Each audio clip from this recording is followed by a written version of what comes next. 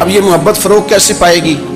اس کے لیے ایک تو یہ کہ اپنے دل کو تھوڑا سا سمجھائیں. آپ ارادہ کر لیتے ہیں نا، جب ذہن بنا لیتے ہیں کہ میں نے کوئی خدمت کرنی ہے، ذہن بن گیا، تو پھر اس کے لیے 2-3 لاکھ روپے 4 لاکھ روپے لگانے کی ضرورت نہیں ہوتی.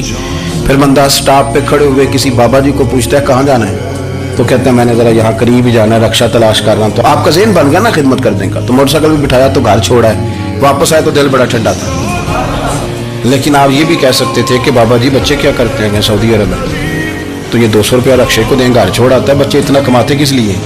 دونوں باتوں میں فرق ہے. آپ اللہ کی رضا جب اپنا لیتے ہیں تو پھر کوئی کہانی جنم نہیں لیتی. لیکن جب یہ رنگ نہیں ہوتا، پھر کہانیاں ہیں، پھر داستانیں ہیں، پھر بڑی بڑی باتیں، پھر بڑے بڑے لمبے لوگوں کے پاس پلاننگ ہے. اس طرح نہ کریں. اور ایک تو یہ کہ خود اپنے دل میں اچھی سوچیں رکھیں. دوسرا یہ کہ لوگوں کو بھی کہیں. جب آپ کے سامنے لوگ بات کر رہے ہوتے ہیں نا، میرے سامنے ایک صاحب نے کہا کہ وہ ہمارے جو محلے کی مسجد ہے نا، اس کا خزانچی مولوی صاحب کے ساتھ مل کے 40 لاکھ روپیہ کھا گیا. میں نے اسے کہا یار بڑی پکی فگر یاد ہے تجھے، پورے 40 لاکھ ہی کھا گیا طے. تو میں نے کہا کوئی اس کی دلیل؟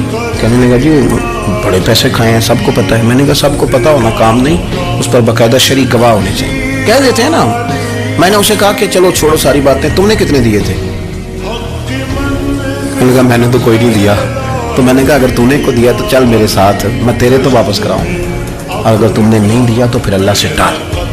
اس لیے کہ بہتان بڑا سخت جرم ہے، صبح قیامت اس کا بڑا سخت حساب دینا پڑے. اللہ سے ڈر. لیکن تیرے پاس پروف ہے. یہی حال ہماری اخباریں کرتی ہیں، جس کے اوپر مرضی جو مرضی ڈال دیا، کون سا کسی نے پوچھنا ہے؟ جو مرضی. اور اب سوشل میڈیا جب سے آیا ہے، پھر تو کسی خبر کی کسی تصدیق کی کوئی ضرورت، اور نہ پوچھنے والا پوچھتا ہے کہ یہ خبر کہاں سے آئی. بہت سارے لوگوں کے مرنے کی خبریں چھپ جاتی ہیں اور وہ وضاحت کر رہے ہوتے ہیں نہیں جی میں بالکل موجود ہوں، میں بالکل زندہ ہوں، کوئی ایسا مسئلہ نہیں. تو اس طرح جب کوئی بندہ کر رہا ہو تو پھر آپ کیا کریں؟ پھر اس کو سمجھائیں. میں نے بھی اس دوست سے گزارش کی، میں نے کہا آپ غلط ٹریک پہ چڑھے ہوئے ہیں، یہ طریقہ درست نہیں ہے. اگر آپ کے پاس پروف ثبوت ہے تو پھر بھی مجھے بتانے کی ضرورت نہیں تھی. آپ وہ پروف ثبوت لے جاتے اور خزانچی اور امام صاحب سے ملتے، کہتے یہ 40 لاکھ روپیہ کدھر ہے؟ آپ کے پاس پیسے تھے، وہ مسجد کے ہیں، اس کو آپ لائیں، فلاں جگہ استعمال کیے ہیں کہ نہیں. ان کے پاس جاتے دائیں بائیں کہانیاں چھیڑنا، تو آپ اپنے لیے گناہ کٹا کر.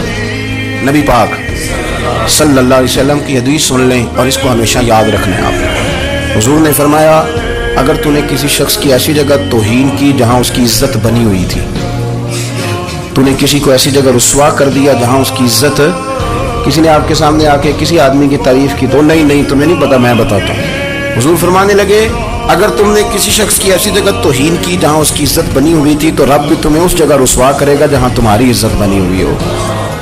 اللہ کی رضا